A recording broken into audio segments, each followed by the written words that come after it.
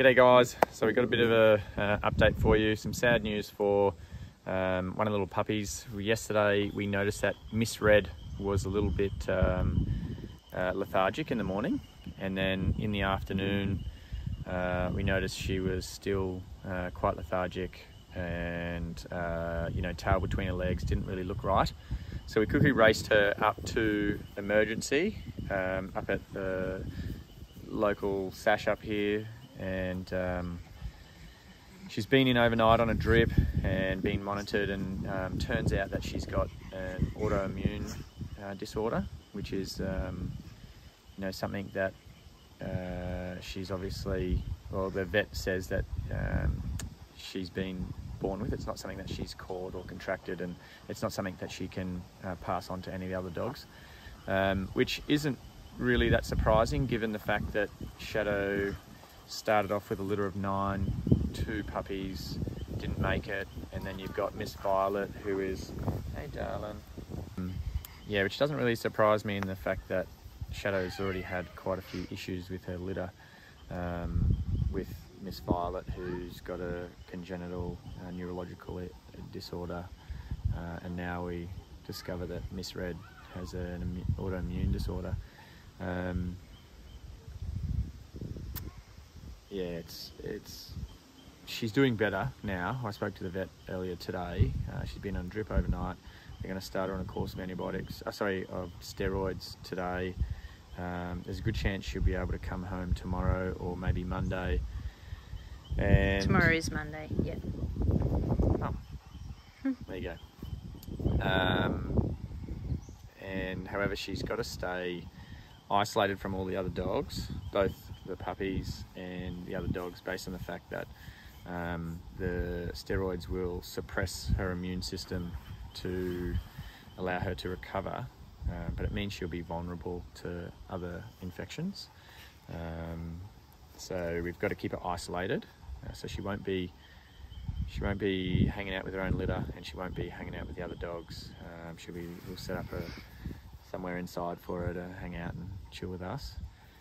I'm not sure how long that's going to be for till she recovers, but they're confident that the steroid medication will help her out. So it's a little bit sad to hear this news, but at the same time, it's good that we know about it now, because we can pass this information on to whoever her future owner is, because there's a good chance that there will be some complications later on in life for her. The other sad realization about all of this is, the vets obviously deal with this kind of thing all the time, and such a young puppy, their first option to me was to euthanize the dog, because it was going to cost so much, and puppies aren't worth that much to fix, which is just,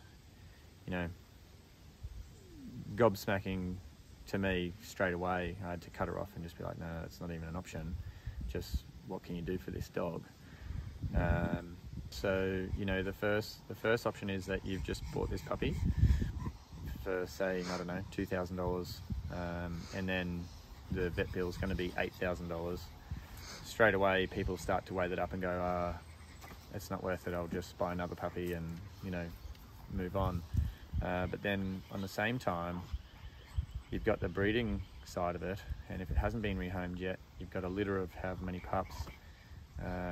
If it's a business for these people, it doesn't make sense business-wise. It's not a viable expense to invest into saving that dog,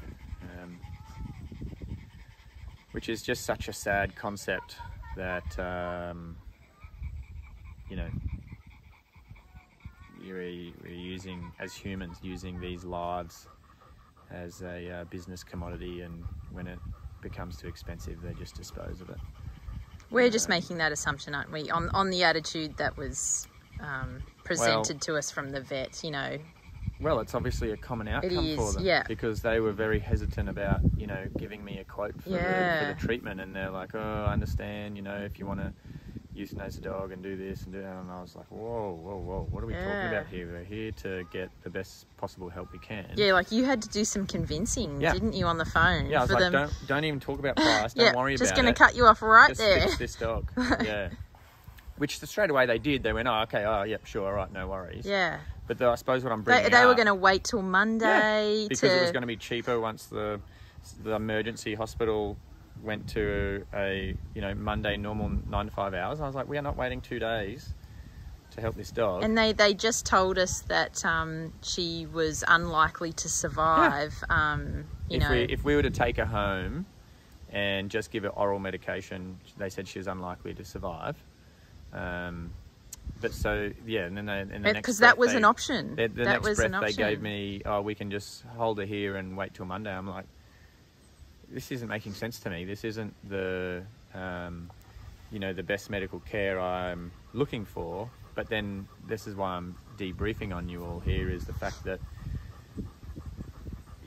they're used to, when the bills rack up, people just abandoning these animals and just saying, it's not worth it. I'm not going to get the financial return, or some people, fair enough, may not have the money, or whatever it may be, but that was just their first options, because it obviously doesn't always go down that way where people are committed to saving the animal. So it's just pretty sad. And along with everything that's happened in the last week or so, with the fact that the realization on our part is that we've got such a big problem with accidental litters, with backyard breeders, not dissecting dogs, and then these kind of decisions are all too common for those professionals.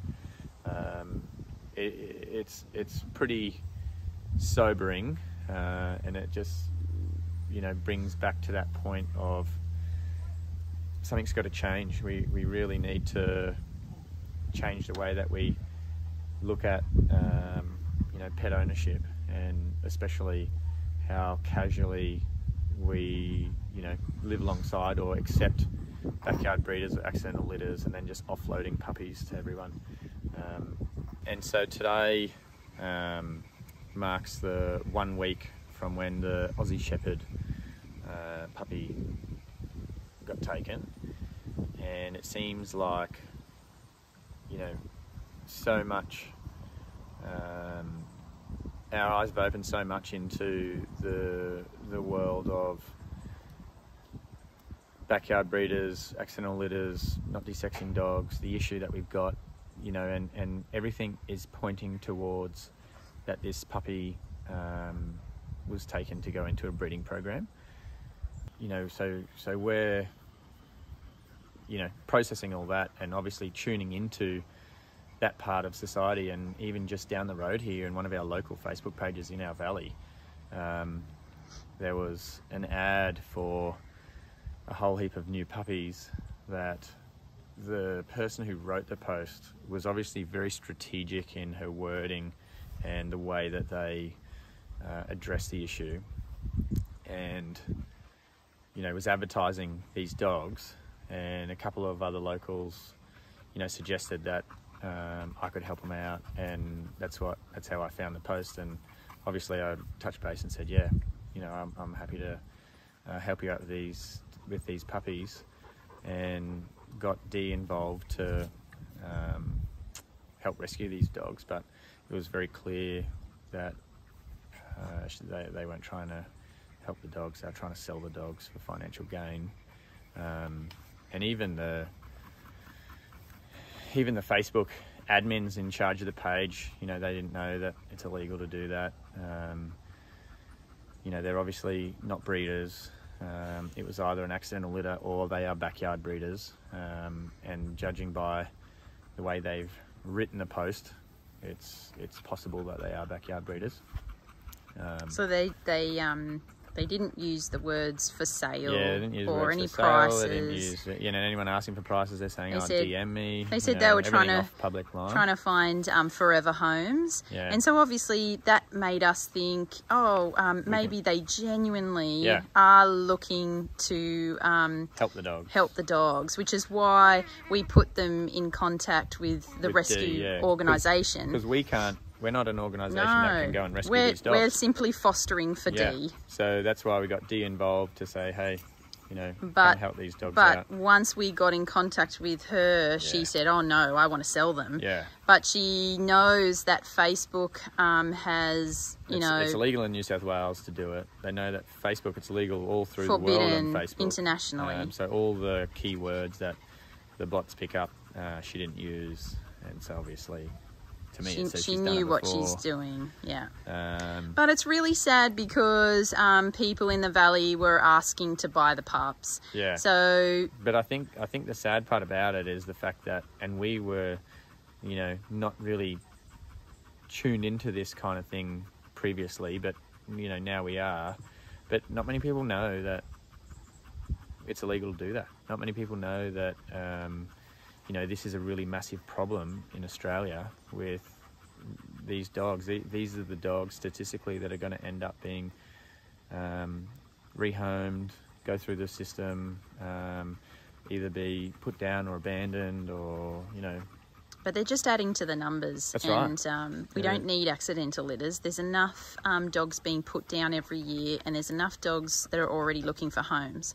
Yeah. So we should just state what the law is. So the law in New South Wales, which is the state that we live in, is that you cannot post online to sell a puppy unless you have an identification number as a rescue organisation, or you have a microchip number for every puppy in that litter and you list them, or you have a breeder registration number and you list it.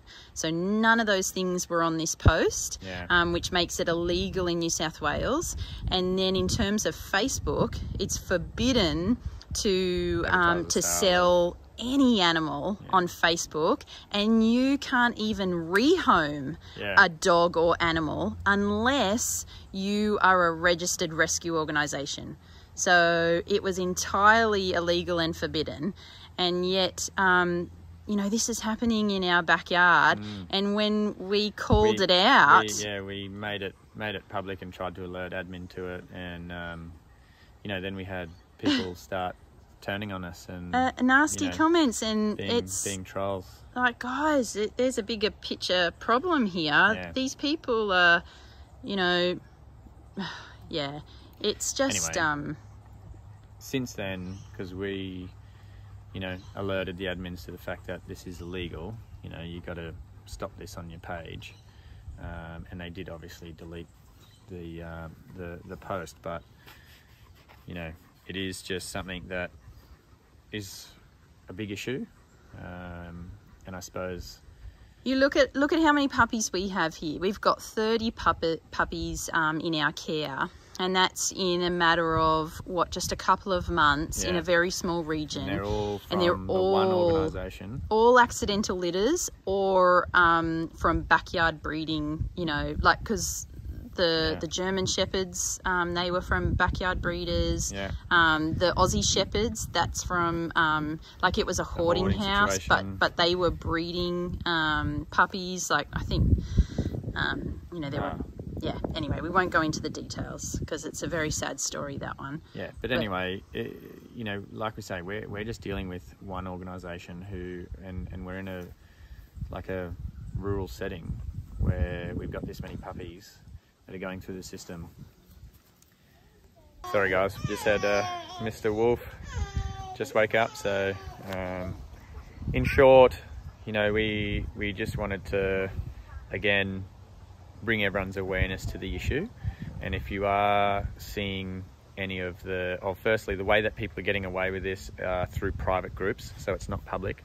So if you are a member of a private group and you do see puppies advertised illegally, call them out, alert admin, If the more people that put up resistance to this, the less likely they're going to continue to do it, or they're going to start to avoid it or not want to be a part of it, which is a good thing. But anyway, in summary, you know, we're looking forward to Miss Red coming home. Hopefully she comes home tomorrow. We'll have to cancel her scheduled desexing next week, and she's obviously stay on here until she's fit and healthy, ready to go through that process, be desexing and rehomed. But we did, right from the beginning, identify that Miss Pink, Miss Red and Miss Violet were, you know, the ones that we needed to monitor. Even in the fact that Miss Pink used to be the run to the litter, she was the smallest. Well, Miss Violet at one stage, and then it was Miss Pink when Miss Violet started growing. But now Miss Red is the smallest of the group, and it makes sense with her autoimmune condition. So, you know, we're hoping and very, very confident that she'll make a full recovery, but there'll most likely be complications later in life that people know about. But we're looking forward to her getting her home. We're looking forward to helping her on the road to recovery, and